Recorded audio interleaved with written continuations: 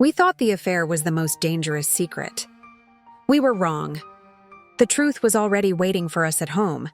My name is Lucas Bennett, 38, from Austin, Texas. I never planned to cheat.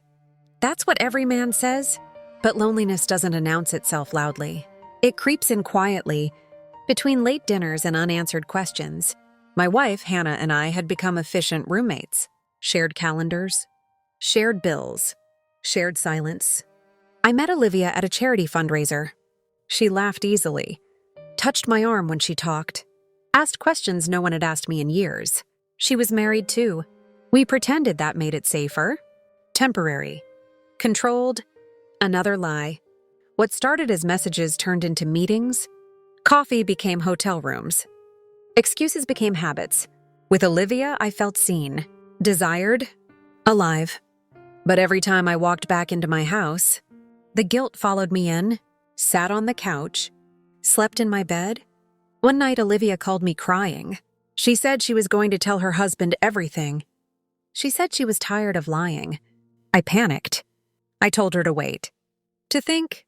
To breathe. She said, "I can't live like this anymore." That was the last conversation we ever had. The next morning, the news broke. A woman had died in a car accident late the night before. Single vehicle. High speed. No skid marks. It was Olivia. Her husband had left the house after their argument. She got in her car and never made it back. The police called it an accident. But I knew the truth would never be clean. At her funeral, I stood in the back. Unseen. Unforgiven. Uninvited. Her husband looked broken.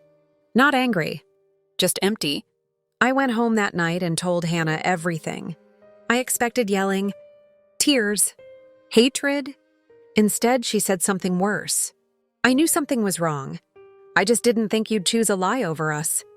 Our marriage ended quietly. No lawyers screaming. No dramatic exits. Just two people mourning different losses. Years later, I still think about Olivia, about the moment I told her to wait, about how fear sounds like caution when you don't want to take responsibility. The affair didn't kill her, but it pushed all of us closer to the edge than we realized. People think affairs are about passion, or boredom, or temptation. Sometimes they're about avoiding hard conversations. Until the cost becomes permanent, not every affair ends in exposure. Some end in funerals, and some truths arrive too late to save anyone.